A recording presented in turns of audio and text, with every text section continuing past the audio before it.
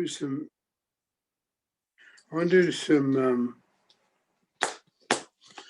teaching today on the wheel of change, which sort of looks like that. And again, we'll try and get this sent to people, photograph.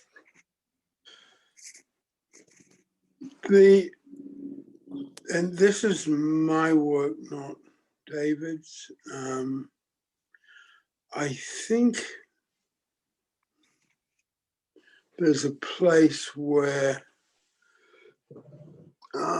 I've always, and perhaps more than some other schools of thought and practice, and maybe a little bit even David, I put a lot of emphasis on change. That's what my work's about. My work's about nourishing change. My work's about people doing better. My work's not about accepting who we are and just understanding who we are. And I guess that is the part of my values that are progressive, political and social values, that we could make the way we live our lives better from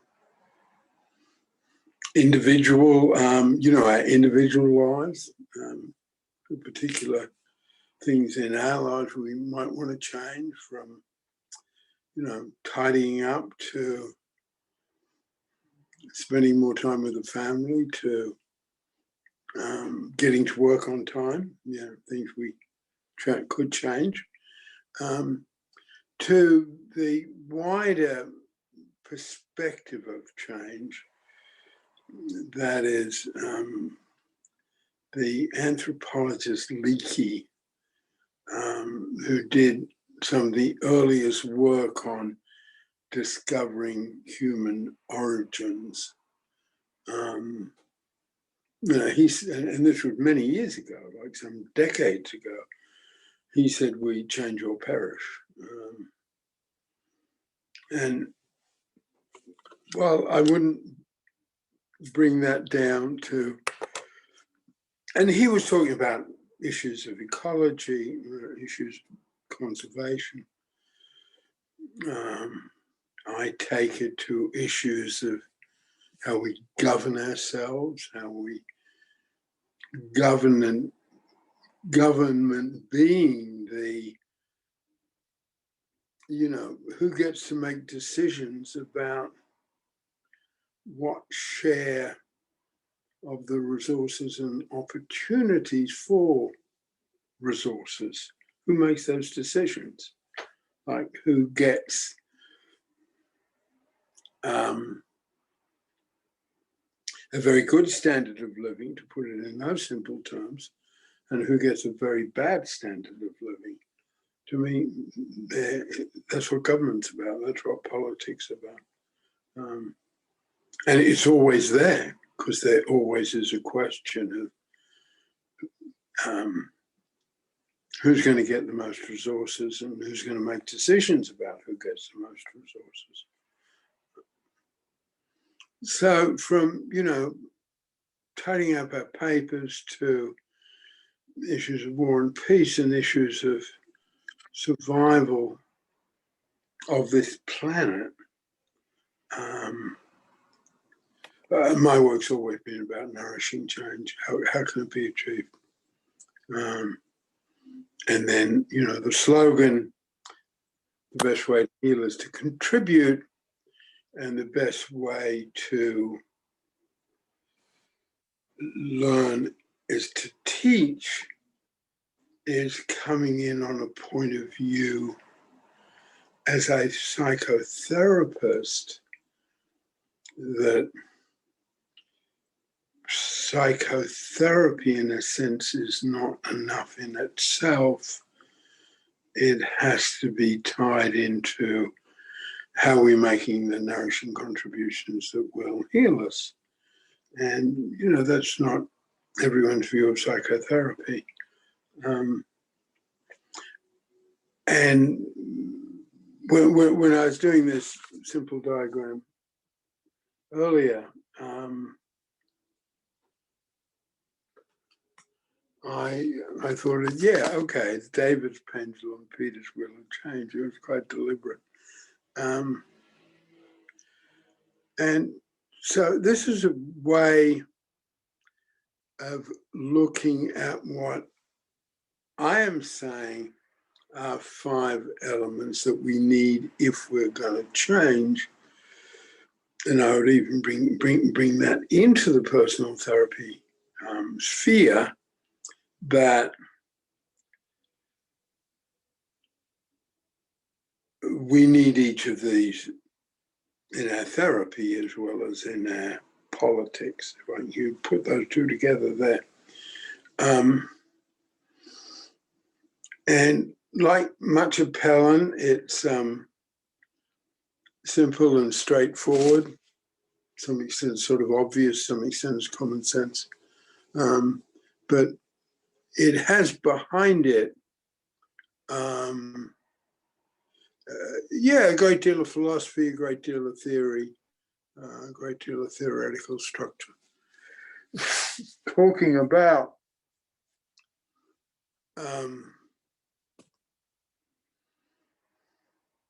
Ella, Cynthia. Peter, Cease put in the chat to, if you could hold up the wheel so she can get a screenshot of it. That's the wheel of change. I came up with it just to put in a bit of background.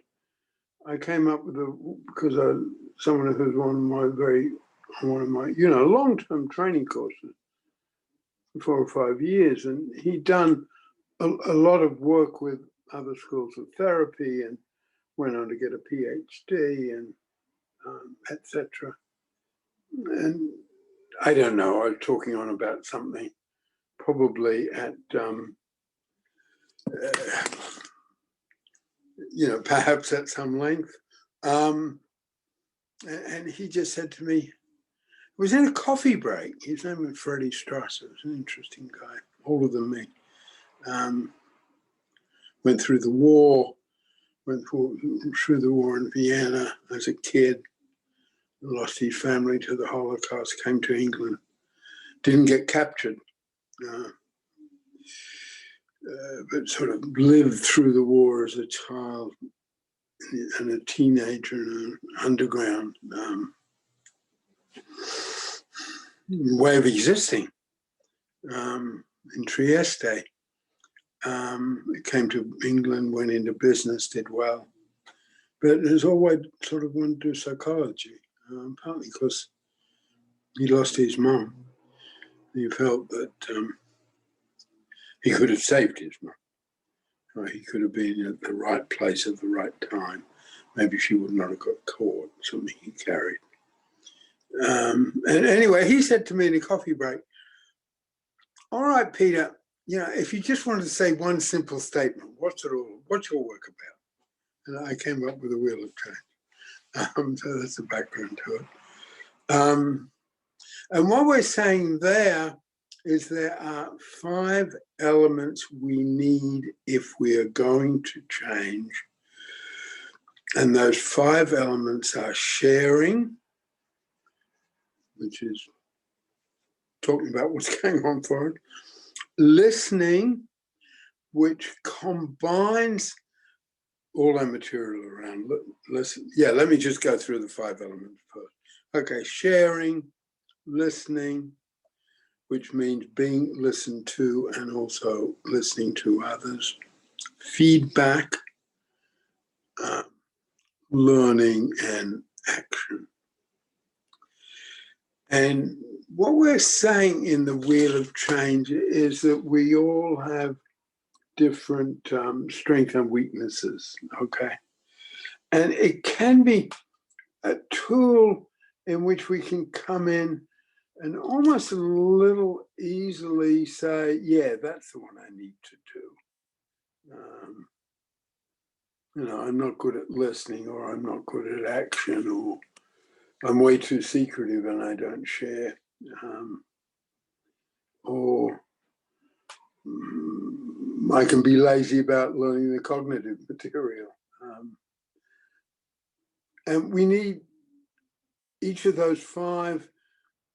It's very prescriptive, as I said, how we will need it for, what is that point of strength and what is that point of weakness.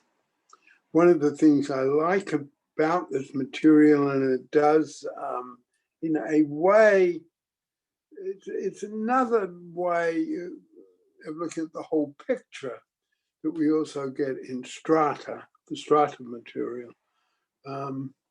But like the strata material, you can't use the wheel of change without also looking at the bit you're good at, okay? You just can't do it. If someone's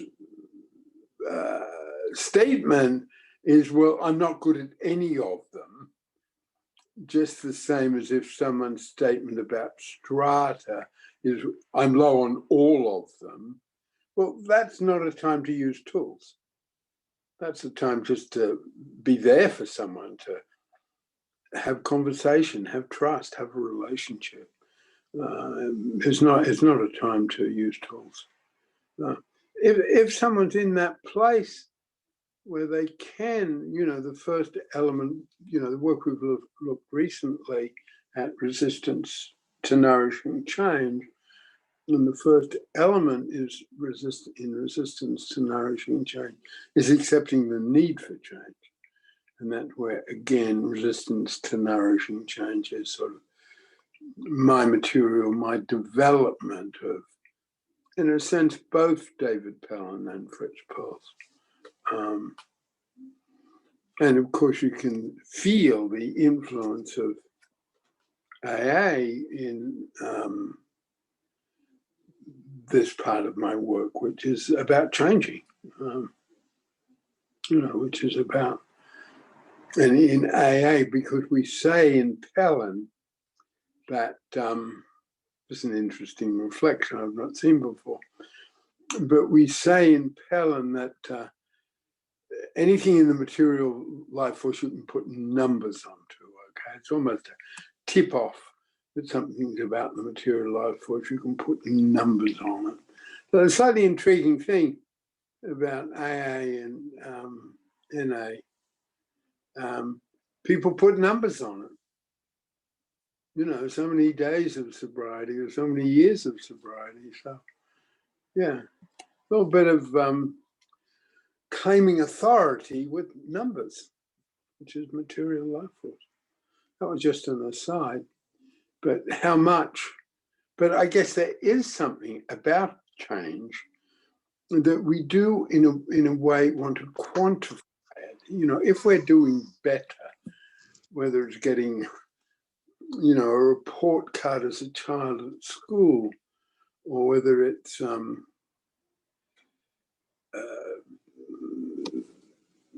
having a project and feeling we're moving ahead with that project, there's a place where we sort of bring in a bit of the measuring it, putting it simply, measuring it.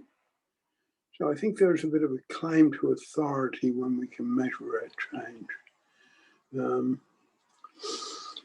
That's more on change than on the wheel of change. The wheel of change is, in some ways, it's a summary of the work. It's a summary of all the integration, how Pellin's an integration of, at other times I talk about Pellin being an integration of the 3 main strands in therapy and counseling, which is psychodynamic and Freud, behavioral therapy and CBT, and humanistic therapy, which is Fritz Perls and me and a bunch of others. So there is a place where we integrate that theoretical and even philosophical background into Pelham, but then use ordinary language, and the accessibility of ordinary language, and the way ordinary language validates the unconscious accumulation of human intuitive wisdom over time, or as it is more usually called, common sense. So, the wheel of change, we're taking all that sort of deep background and putting simple words on it. The sharing part of the wheel of change, just to put it in the context of the history of psychotherapy, is all the Freudian work, all the psychodynamic work. And the part of the psychodynamic work that affected Fritz Perls and me. So, sharing is all that background that started with Freud. Listening on the wheel of change is particularly Carl Rogers and the humanistic strand, which is, we've got to put our things we've looked at recently on the forum, we've got to put our diagnostic tendencies aside and just listen to people, not interpret them, not analyze them, not diagnose them, but listen to them. And we are insistent on the nature of listening and the way the professional role can interfere with listening, just about more than anyone else. And, we make it front and center by the statement, and I still make passive listening will change your life. We don't say that about any other parts of our work, but we do say it about passive listening. And we have the 7 levels of listening, which puts passive listening in a context where it's a commitment to discipline, but it's not something we do all the time by any means. There's nothing in Pelham that says we should passive listen for an hour a day. It'd probably go wonky if we passive listen for an hour a day. If we could passive listen for 10 or 15 minutes a day, that can change our lives. But passive listening enables us to let in that which we do not want to hear, to put it simply. And as I work on the material around decisions, I realize the strength of what we've got in passive listening. So our listening material is very much us, but it's also based in the humanistic tradition, and particularly the tradition of Carl Rogers. And it's got that Quaker side to it, very much so, the Quaker influence on people sharing and being heard. And I think there's a lot of way Pelham group happens, way Pelham rounds happen, have that Quaker influence. So that sharing and listening, feedback is in a lot of ways Pelham.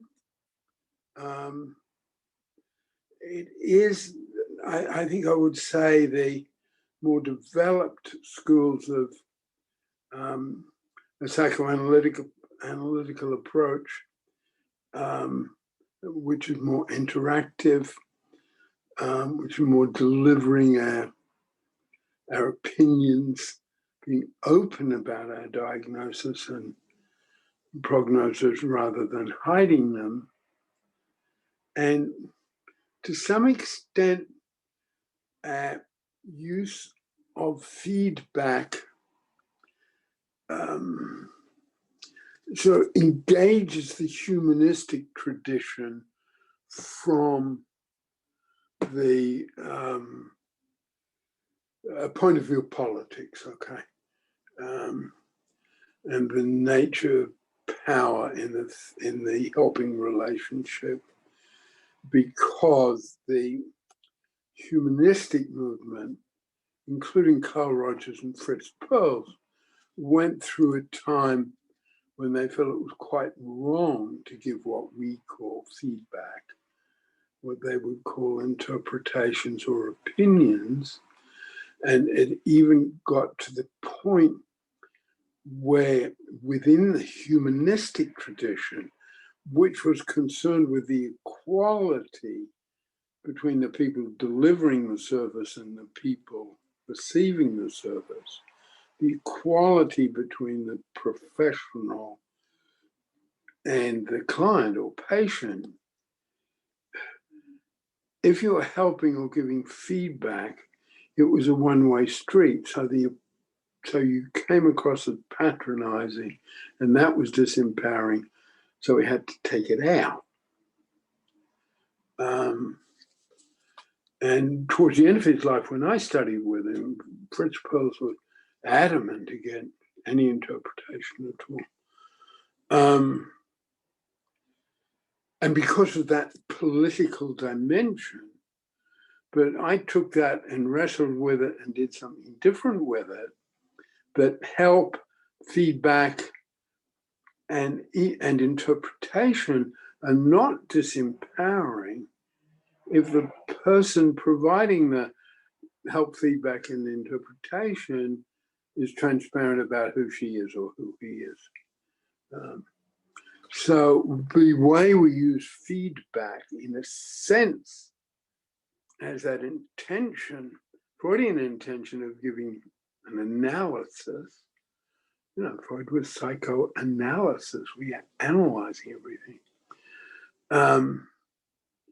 And that felt that the power was all in the hands of the psychoanalyst. So there was that internal rejection within the professions. There was that internal rejection of Freud.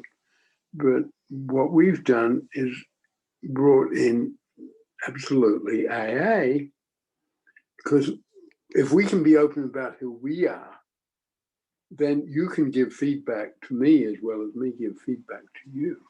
And there's nothing disempowering about that. And I think one of the things we have in terms of feedback and the large place it plays in Pelham over the years, in a way, that's only possible because I do work in the group. It's the same as anyone, and Nikki and Mary do work in the group, just the same as anyone else is doing the work in the group. So in terms of working on our issues, we're all equal. And I think you will have felt it here that in the forum, in the virtual Italy, there's not a hierarchy. There's not the person who's most recent is giving the least valuable feedback, and the person who's most senior is giving the most valuable feedback. There's nothing about that in Pelham at all. And the other thing that comes in on the feedback side, and it comes in on the learning side as well, which I'll touch in a minute, is because we, accept that we're human, and power will tend to corrupt us, and absolute power will tend to corrupt us, absolutely, just the same as everybody else. So we're aware of the power dimensions, and if the power dimensions are all askew, well, we wouldn't use feedback. We just wouldn't do it. Or we'd only use supportive feedback. So there's a lot of, what I want to present today is this sort of theory, philosophy values behind the wheel of change, because in itself it is simple. And then learning has always been part of the Pelham approach. The Pelham approach has always wanted to combine the experiential, which is sharing and listening, with the cognitive, which is simply learning things, because my view is that the two together are necessary for change. If you got learning without the experiential, the change tends to be superficial. Do I have that right? Let me slow down. If you've got the experiential without the cognitive, the change can be superficial. That's something I learned. It doesn't last. Superficial is not quite the right word. It's not lasting is a better word. The experience itself and the experience of the possibility of change is very powerful, but it's not lasting. If you have the cognitive, the learning without the experiential, it tends to be that way. It tends to not have any penetration. Okay, it's sort of in someone's head, but not in their heart, to put it simply. Someone read a chapter in the book, but it hasn't touched them. So the learning part is really important because it provides lasting change, because it provides a cognitive framework, to put it simply. And then the fifth element, action, which is my weak point, is making the whole work practical. And we say it's practical or it's nothing. And that sort of goals and cognitive behavioral therapies and all the behavioral therapies come in terms of taking action, and through changing behavior we can change ourselves. So that's the background to this. Okay, Mary. I wasn't trying to say anything. My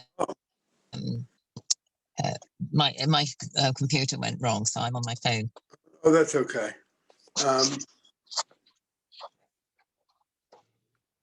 Yeah, would someone like to come in at all? Elizabeth?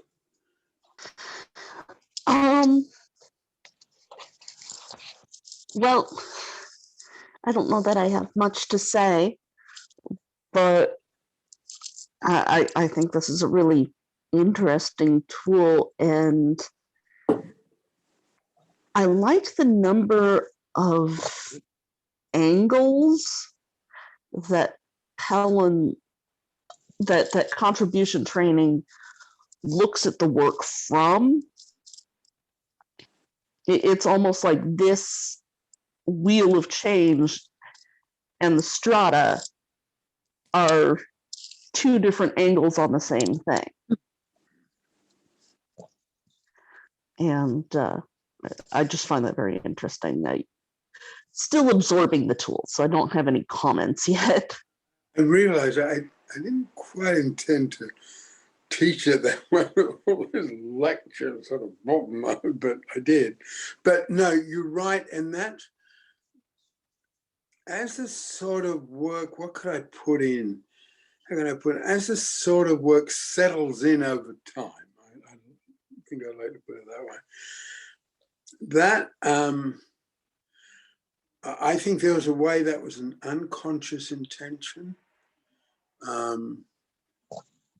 Someone said to me once, it was a very, very close friend of mine who helped me set it up right at the beginning, and someone else had set up something that was similar to Pelham, but more successful than I was. And I said to Ken, Ken, why is Dina more successful than me? Just like that, grumpy. He said, well, if you're at a cocktail party, could you explain your work in one sentence? I thought a minute and I said, well, no. And he said, that's why your work's better and that's why you're not as successful as Dina. So, it's not one idea. And I think sort of from David and me particularly, I think we wanted to get at something from these different angles. And as I said, as the work settles in, I almost want that to be more stated. That this is just looking at the same stuff that the strata material looks at, but looking at a different way. And I think that's the way we learn and change anyway. We don't, it's not sort of onwards and upward with the arts and I'll do this and this and this and this. And even 12 steps, there's a flexibility between them and people will stumble and go back. Yeah, I guess life is a game of snakes and ladders, another old-fashioned children's game. And I think it's a really, really important point about poem that you make, Elizabeth, that it is looking at something from a number of different angles. And just the same as, change is really difficult. Change is really difficult. One of the ways we can see the difficulty of change is that, good heavens, it could be so easy for somebody else. Why can't someone else just don't hang out with friends who drink alcohol? Or, when you get home from school, do your homework. Or if you're a politician, don't lie. When we look at somebody else, well, why can't they just change that? And then when we look back at ourselves, as I said recently here, looking in the mirror before we walk out the door, I have been struggling with that all my life. So we can at times have this view, for that be easy, just sit down, do your homework when you get home from school. That's simple. Cynthia. In 12 steps, that used to be called taking somebody else's inventory, which was much more fun than taking your own inventory. Absolutely, absolutely. Where does that phrase come from? Well, I heard it in when I was in Codependence Anonymous in a 12-step program, because that's one of the steps is taking an inventory, and and taking others is much more fun. It's certainly used in Al-Anon as well. So I think it's the 12-step general phrase. Right. Yeah.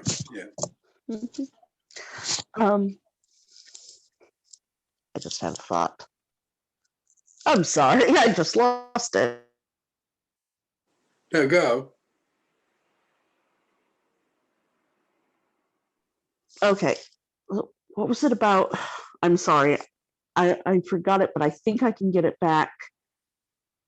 Yes, I've had the idea for years that if you're about to say, why don't you just, you've got to stop, because if that just is there, then there's some piece of it you're not understanding. Yeah, I really like that. And in taking that back to, just for a moment, this is, where the forum's a bit intense, I guess, all the material.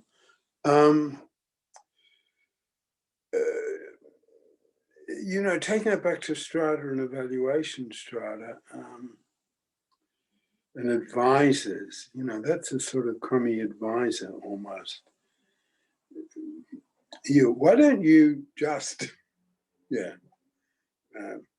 rather than, and that's where to, I wanted to put that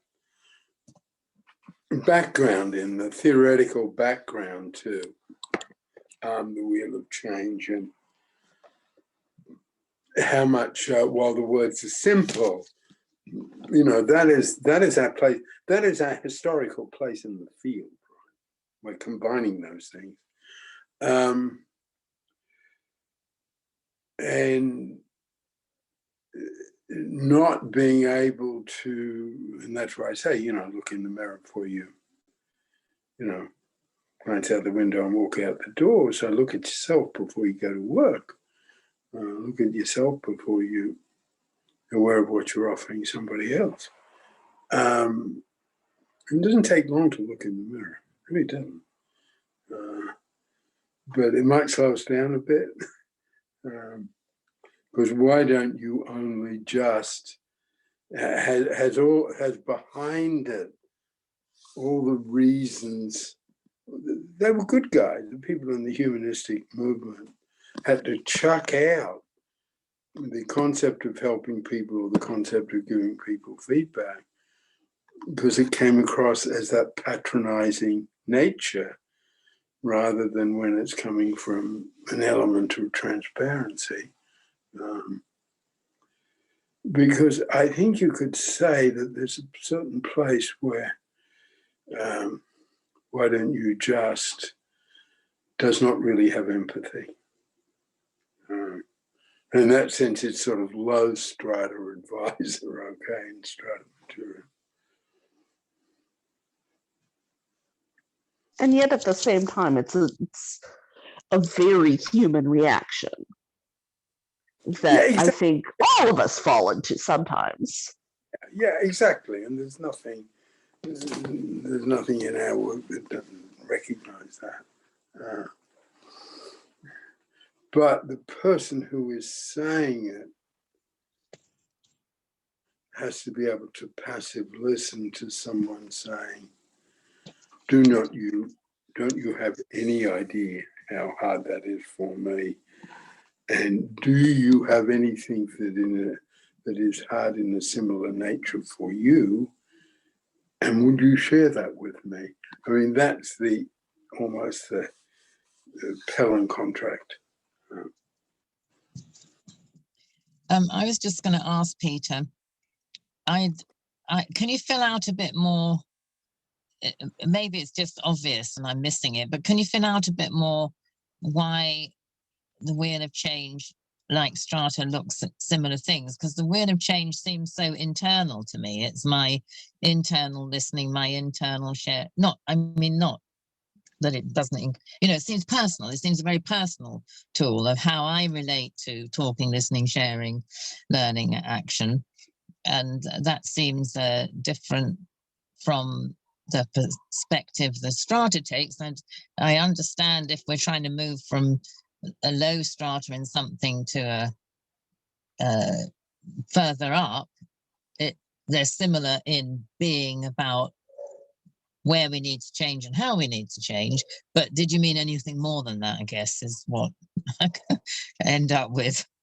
Well, I guess I would say, again, I think we need some really maybe we need some sort of diagram, a card, one of our diagrammatic cards that has Michelangelo's tools on one side and something else on the other, because I think, again, it's a tool, and for some people it could be very internal, okay? And I guess there's a way that the wheel of change, like, where am I in this, right? What's my, and even the way I talked about it there, where is my strength and weaknesses in the wheel of change, okay? And yeah, just to use that as an example, my weak one is action. Sharing is easy for me. Listening is pretty easy for me.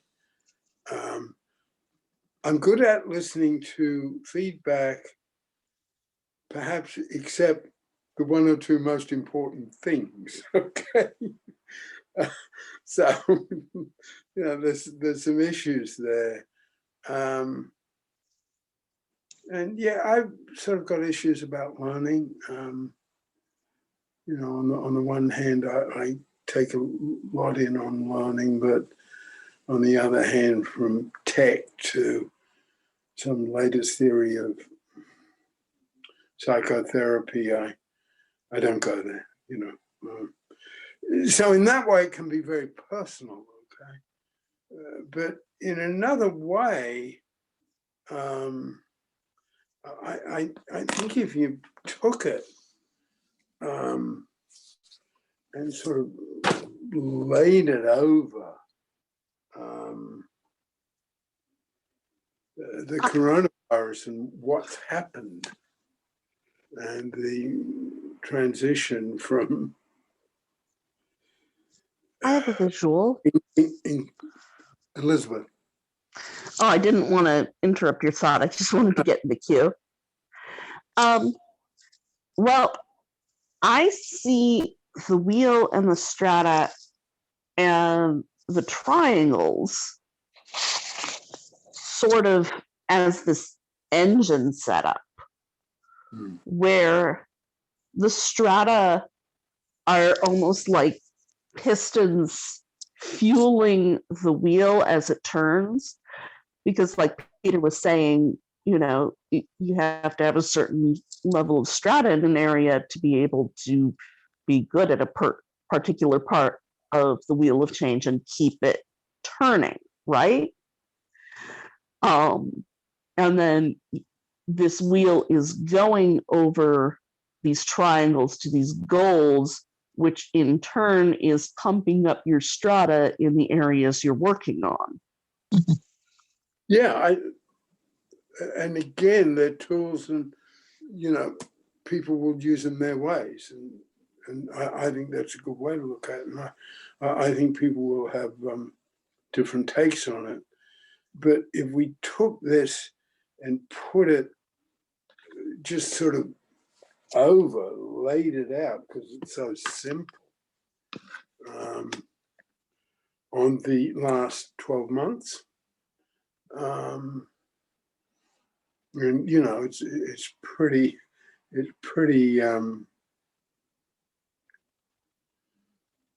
yeah, pretty significant in terms of you know, not listening to scientists, being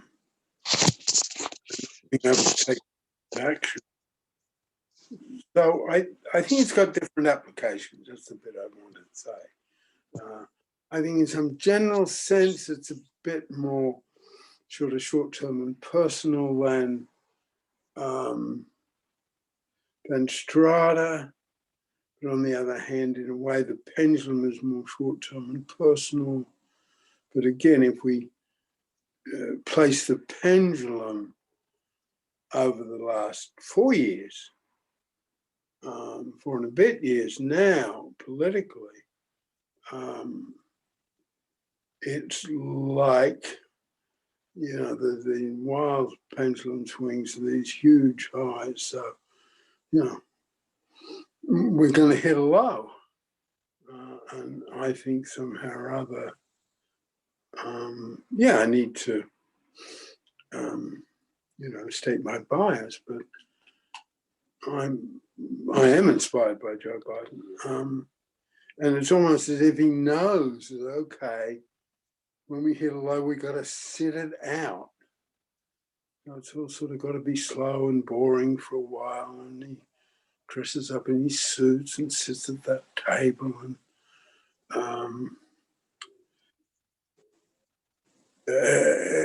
and signs things. And to me, it's almost a Zen thing of, you know, you lead by not trying to lead, or passive listening. You know, you can most effectively listen when you're almost trying not to listen and trying just to let in. And I think he's almost inspiring by not trying to inspire. You know, he's not trying to be Barack Obama and go poetic at all. So, you know, so that would be a use of the pendulum that was sort of long term, okay? So we've had these highs and, you know, wild pendulum swings, you know, maybe we got to sit out low for a while. So again, what I want to say about that is it's what we can do with the tool, okay? The tool is just this, and maybe that sort of card I envisaged would have Michelangelo's tool on one side, and the other side, maybe it would just be the pendulum, the triangle, and the wheel of change. And maybe the truth line. Not putting everything in, but okay, there's Michelangelo's tools, there's our tools. Because if you take this, you know, which is intentionally, and that the challenge Freddie Strasser gave to me, also, okay, Peter, a real simple statement, what's your work about? Because I guess he'd sat through me and probably, I can't remember, but probably going on a great length about something. And he just said, okay, what's your work really about? And if we say this is what the work is really about, and then, you know, if we get into the complexities of feedback, we're in a whole bunch of stuff. You know, we've got the simple tool, but we're in a whole bunch of stuff about feedback. I like what you said earlier in this, Peter, when you said my work's about creating nourishing change. Yeah, yeah. It's a good summary, I think. Thank you, thank you. It's a bit, and I want to say this in a straightforward way, not in a sort of cute way, but it is, you know, a limitation of the caring life force that we're not as good at claiming our own work as we are good at claiming our teachers' work, okay? So, you know, the country's full of great, you know, primary school teachers or kindergarten teachers. And the really good ones will say, oh, you know, my mentor was, or I studied with that person. I do, you know I do good work because of the, you know, I studied with that professor. I did that. And not claiming, hey, and, you know, you could go around the country and find these people. Mary's brother Alan is one of them. You know, have come up with something just originally theirs. They could claim it and put their name on it. But they, you know, the caring life force, we don't do that, okay? So I guess at this time of my life and career, and maybe that's why I called this Peter's Wheel of Change today, at least it was a step in that direction. But yeah, our work is about nourishing change, and we are claiming we can achieve it. And another thing about nourishing change is we can recognize it and explain it when we see it, okay? Because if you bear with this digression, it's about language. But those that are progressive, those in my field of work that are innovative, that are producing good stuff, that are producing nourishing change and changing lives, we're often not that good at coming up with a straightforward articulation of something, okay? And I have a background in economics and political science, so I come at the next particular thing from that place.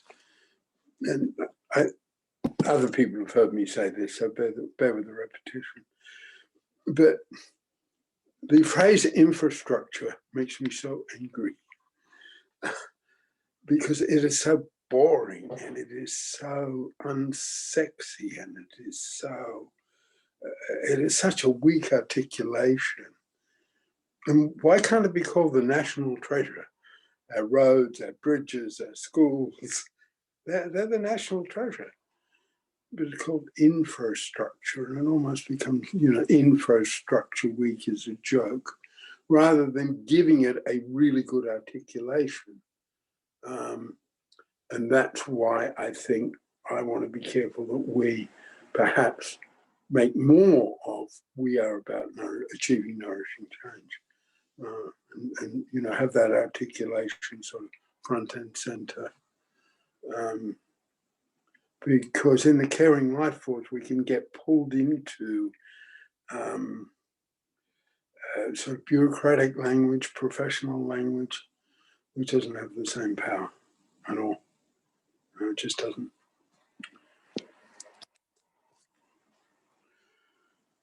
Cease.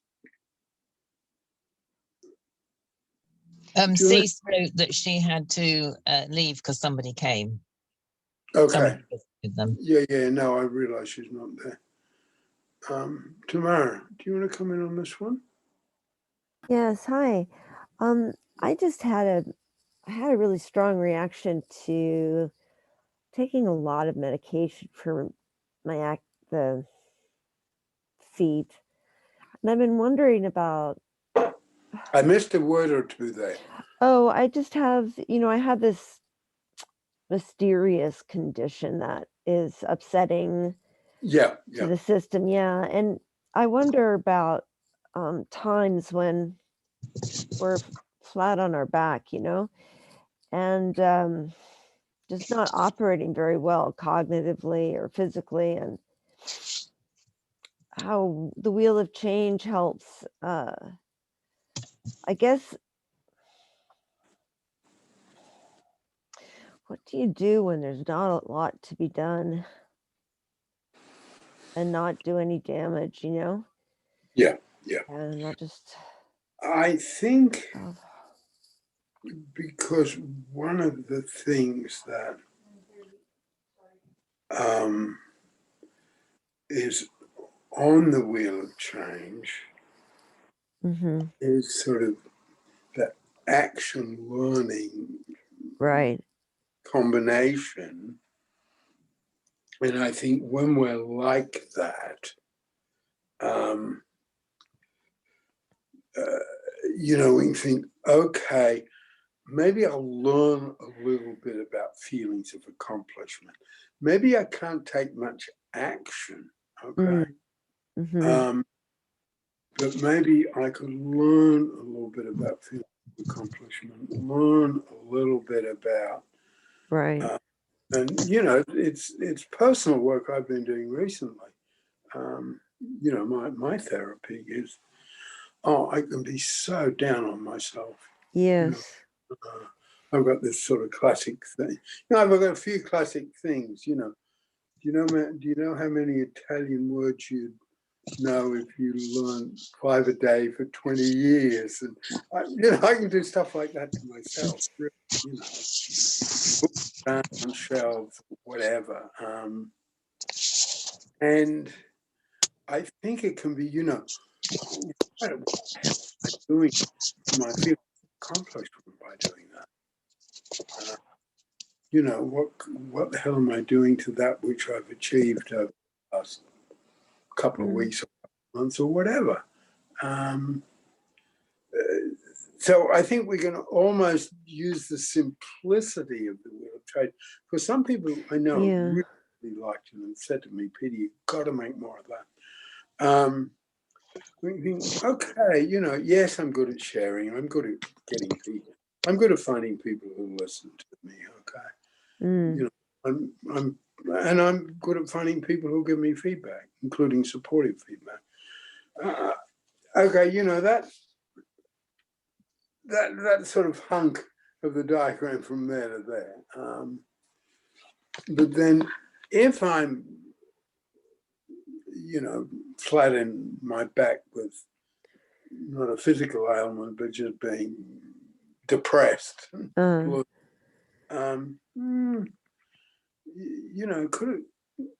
I look at feelings of accomplishment? Could I think, oh, I did that bit or that bit. And then could I learn something about how I won't recognize it? Okay.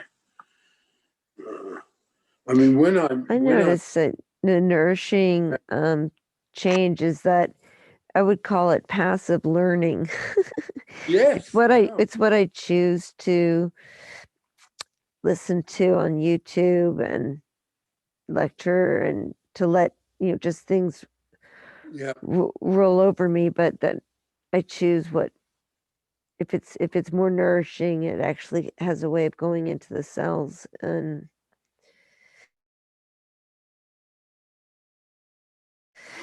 also the negative voices, that you're talking about, that lead to depression and stuff. Yeah, and I think that on this bit, the sort of particular combination between action and learning. Just, okay, what am I doing to myself? And I can do this, 3 shelves of books are really nice and titled. They look good and they're really organized. And one's a mess. 1 out of 4 is a mess. I will focus on the one that's okay. Yeah, and what does that mean in terms of me learning about feelings of accomplishment? And I is, when I'm flat on my back, not with something physical, but with something emotional, being on my own, whatever.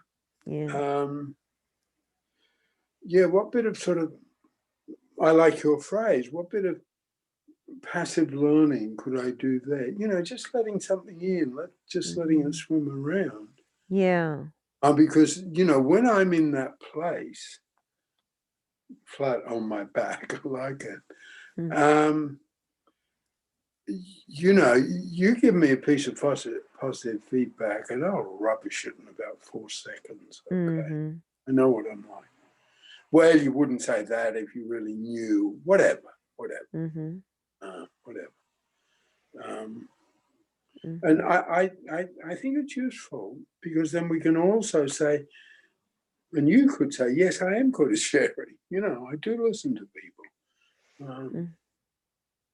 And I think in terms of the learning part of the wheel of change, and this is where we're taking Mary's perspective of it being sort of personal, internal.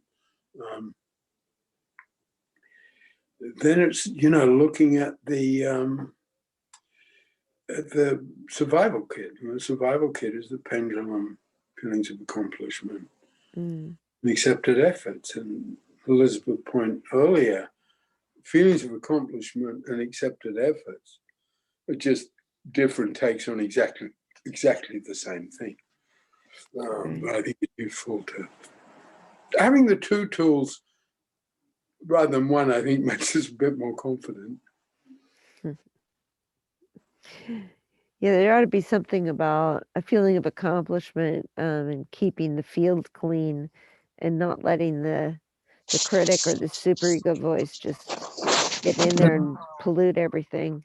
When you're on your back, Yeah. And of course, when I'm on my back, I like the expression. I can attraction to hurt, and what we've been looking at, the resistance to nourishing change can just sort of flood in if I'm not careful. Or not. It feels really good when that's not what happens. That's a feeling of accomplishment. Yeah. You have to make it the right bite size for the moment.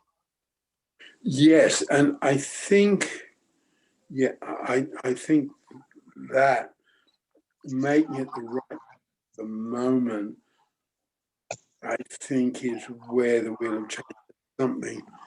It almost feels a bit small and manageable. Strata feels like woomph. Cynthia? I was thinking about this, and one of the things, because I tend to not like change just as a general rule. I said, but isn't there room here for maintenance? Because sometimes, you know, I mean, you could change all the time, but I guess that would be nourishing change. You know, there's some people change all the time, but never actually really do anything. I mean, you know, I kind of think about, you know, well, is change always a good thing? I mean, depending, but it's very clearly nourishing change. But I can also see with the wheel of change, I know kind of from my material life force, you know, I tend to think of change as just the action part. You know, it's like if we're just talking about not doing anything, and that's why I get sometimes frustrated with things like therapy. It's like all we're doing is talking about it. If we're not doing anything, then what's the point? But actually, that's really helpful, and it's also very helpful for me, like, you know, in terms of things like, you know, taking care of myself and stuff like that. And I think I've saw it in action, uh, just as my own feeling accomplished. I finally got an appointment with a video appointment with my doctor on Monday. I finally did it, after lots of learning and sharing, I guess. So I guess it does. I think I like with this wheel of change, it's helping me to think, okay, if I'm taking time studying something before I'm doing it, that's fine. That's okay. That's still, you know, I don't have to be down on myself because I can't actually make myself take action yet. And that this and the sharing and talking about it isn't wasting time. Because that's where my mind starts to go with this. It's like, okay, all we're just doing is talking. Let's do something. Or at least I have a part of myself that's like that. So yeah, I guess that's where I'm going with that. So this is it's helpful to just say, okay. And I even this is kind of, sorry, I thought I was done, but even this is the wheel of change. You know, I'm saying the change happens much more slowly, and I guess the maintenance comes in with the change, because if like you've changed for like a day and then you change and do something else, you haven't actually changed, you're just floating about, if that makes sense. I don't. No, I really, I think for both Pelham and me, because I'll say this a bit, I think that concept of sort of maintenance versus change, or maintenance and change, I think it's really important. It's a fundamental point. And I think there is, you know, I'm Australian, that's my background. I think there is something about nourishing change that is a sort of new world sort of attitude towards life. And the reason I say that, I've been reading a lot recently, partly because, you know, I've been a bit flat on my back and I needed something, you know, make me feel good. From detective stories to history, I've been reading a lot about Sicily. And of course, I've got the connections to southern Italy. And, you know, the whole Sicily, you know, they go back to the ancient Greeks and before the ancient Greeks, and they've seen everyone, and everyone's been through there, from the Greeks to the Phoenicians to the Arabs to the Saracen pirates to the Spaniards to Garibaldi. And there is something about, because in the great novel, The Leopard, the character says, we change and we're talking about a revolution, we change everything so nothing will change. And, you know, that is a deeply sort of Sicilian approach to life, and they almost don't expect a government to change anything in a good way. You know, if it is just maintained and doesn't get worse, they're fine. So, and I've been thinking about that a lot recently, you know, a society that deeply does not believe its government is going to particularly improve things, to societies where that is what we expect of our government. I've been just thinking about that a lot. So I think it's a good issue. And I think it is a sort of, to some extent, an old world, new world. Learning and feedback on the wheel of change. Okay, I mean, yeah, seeing this from different points of view. Mary. Yeah, just checking I was unmuted. Yeah, so I found myself thinking about remembering back to, when I was first in Pelham a long time ago, and I recognized that action was very weak for me.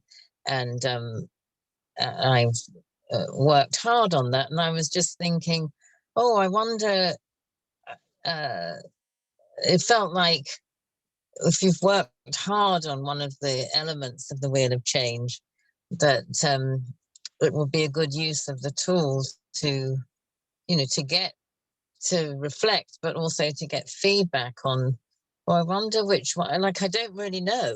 I've focused on action so consistently for so many years as the weakest one. I'm going, oh, I don't really know if there's somewhere else I should be directing my attention. It might be getting feedback. That's the one that comes up, working on being receptive to feedback. But I don't feel as though I've got like a gaping hole that used to trip me up, like action clearly did. And I suppose that's kind of fair enough, really. I mean, my life's working pretty well in most departments. I feel in a contributing and happy and nourished place. So I suppose I'm just reflecting about that, looking at it over time, and oh, I wonder what it means that I don't really feel I have this huge thing I ought to be like. I don't know if you've got any comments on that. It was just what I was thinking. That's a sort of that issue, in a way, was the start of my work, and this was before I met Dave Pelham, before I met Fritz Perls, and feeling that, what if someone, for some reason, over all these, 5+ decades, I always had this one example, I don't know why, about pottery. What if someone just wants to learn pottery, okay?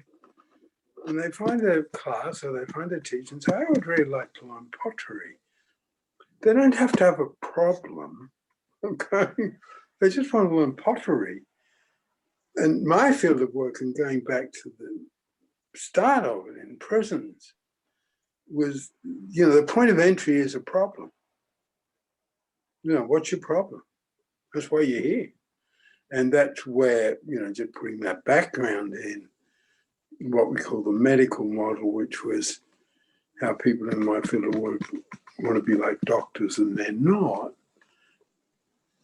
Because you can't go to the doctor and say, well, I just wanted to have a meeting with you, doctor. No, the doctor will say, why are you here? What is your problem?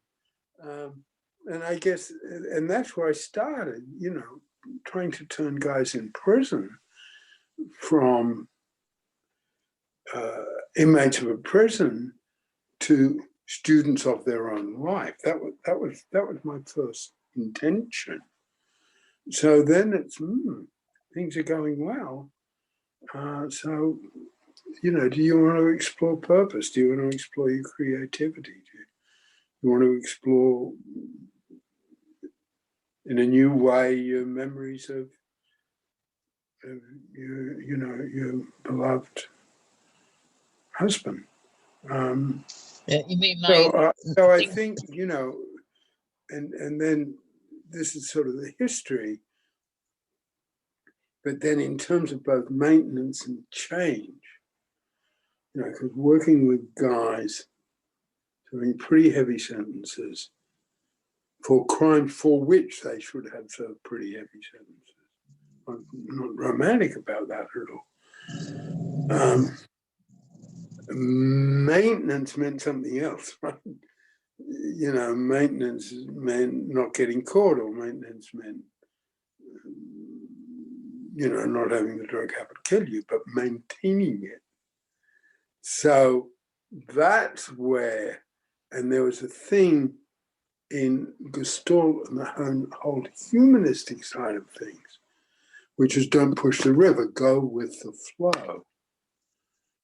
And I knew that didn't work for the place I was working. And I even said to Pearl, and I know I've said it here before, I'm working with people, if they go with the flow, they'll drown. I'm not going to, because going with the flow, there's an assumption I have a place in society and I have enough strength, ego strength, to use that word. If I go with the flow and don't fight it, it will take me to a good place, right? And of course, for me, it wasn't just the population I was working with, but also what was then the civil rights movement. Don't tell Black Lives Matter to go with the flow. So that's sort of, we've all got our own little bit of the truth, and there's some, Cynthia. I guess what I was thinking of in that thing, and yes, there's times people are in a good place and you just don't want things to go down. But, I guess my little bit of the truth is grounded a lot in some of the philosophy in astrology. And there's a certain thing in terms of how things work. There's sort of cardinal, which like pushes and makes change, and fixed, which doesn't like change, but it also can, but it's important too, because if you don't have fixed energy, nothing that changes is going to stay, is going to sink in. And then there's mutable that just goes with the flow. And there's a certain rhythm that comes based on the season. Like you have the season that starts, but there's also a certain point. Like if you start a change, you do need to, if you start a change and then don't maintain it and don't, give it roots, it's not going to go anywhere, I guess is, and certain people are better at different things. I mean, there are some people, depending on, like I said, my little truth line in astrology, there's, you see in the charts, some people are better at starting, some people are better to just sort of letting things go, and some people are better at, putting down roots and there, and there's sort of a place for everything in that system. And like if you can't just dig up a plant, you can't like plant something and then keep moving it and expect it to grow. It's not going to do that. It's going to die. So I guess is sort of, and I'm really actually not sure how that's connected to anything, but that was coming to mind when I keep thinking about with change. But like I said, with the wheel of change and doing it slowly, just the fact that it's slow lets things take root, it seems. Doing like with not just action, but with the learning and the feedback and sharing. I hadn't, I haven't taught the wheel of change for, some time. I'm a little bit rusty on it. And I realized in other diagrams I've done, I've sort of had it moving ahead, right? Like, and this diagram's a bit static, I realize that. So I think it is something like that. And I think sort of in its simplicity and being a wheel, I think, this can take us forward.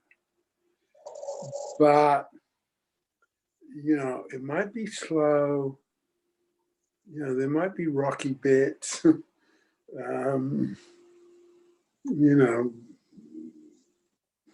the wheel will fall off the wagon and got to be put back on the wagon, whatever. So I think it will have that quality. And I think what you're saying,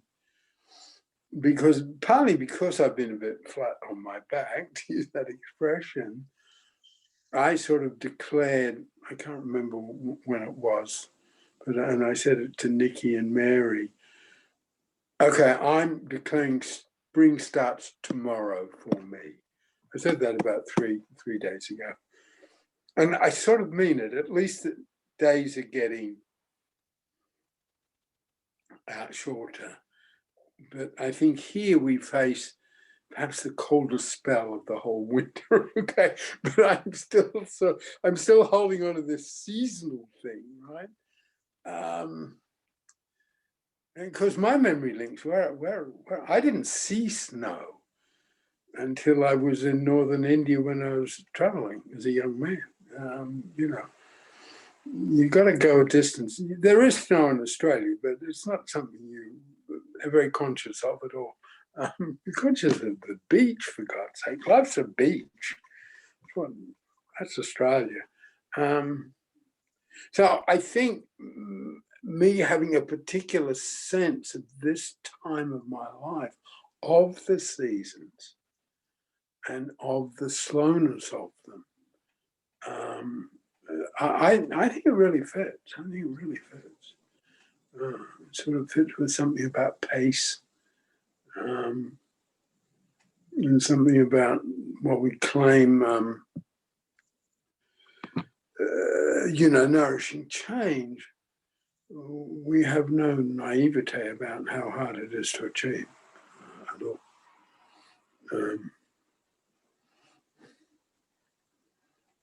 Do you want to come in at all, Nikki?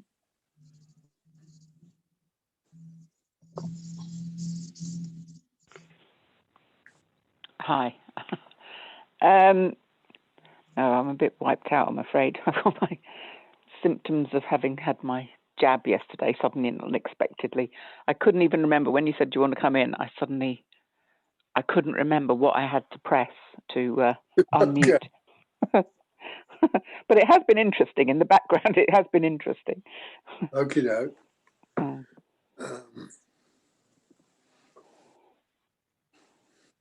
I think as we go ahead, I'm attracted to that learning card that has Michelangelo's tools on one side and as on the other.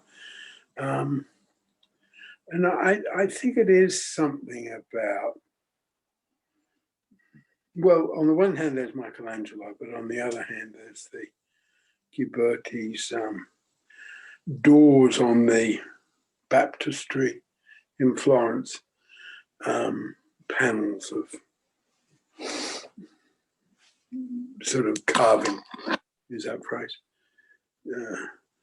He spent 25 years on those, okay?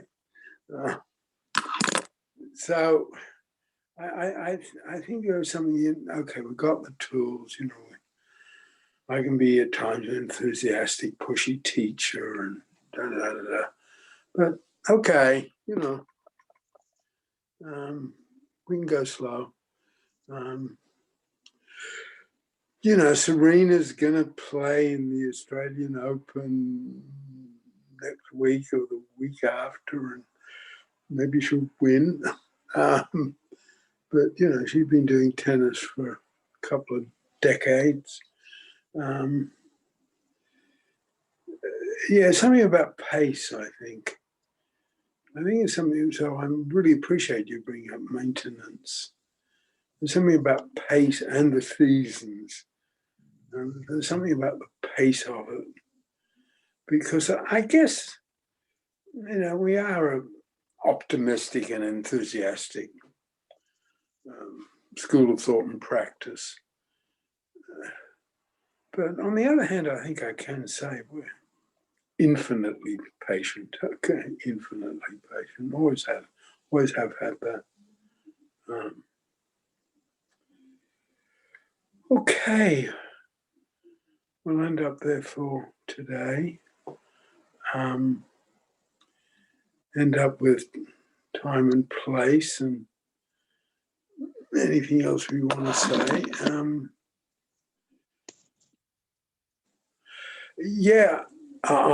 It's 7:30 in the evening. It doesn't feel like spring. In Norfolk, England. And I guess there's something, thank you for coming today, and thank you for today, because I think what we've got is the contribution. Yeah, in a way, Pelham doesn't have a sort of seniority structure. And in a way, the contributions from people who have been around this work, or even this field of work, or even Pelham, as important as anyone else's contributions. I think that happened today. So thank you for that. Okay, Cynthia.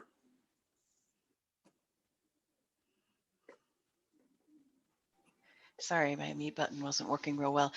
Cynthia, I'm in Kankakee, Illinois, and it is definitely, I don't know if you can see, it's, oh no, you can't really see. It's definitely not spring here.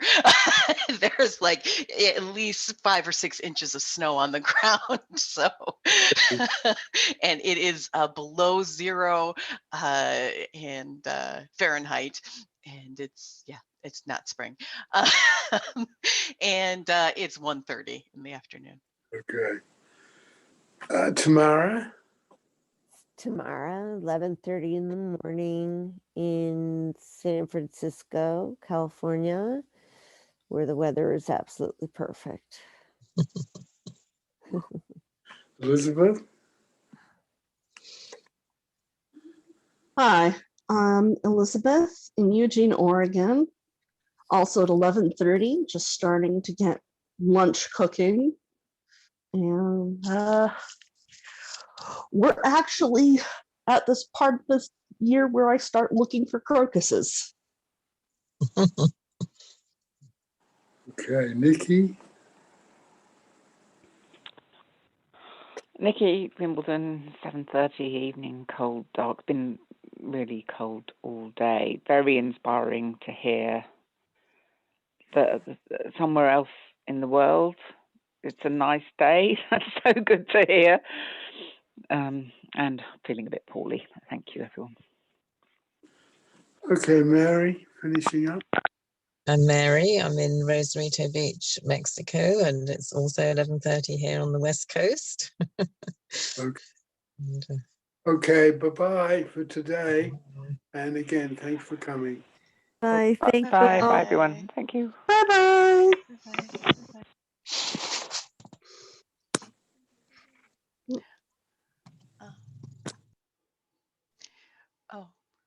Oh, Mary left. Oh, well.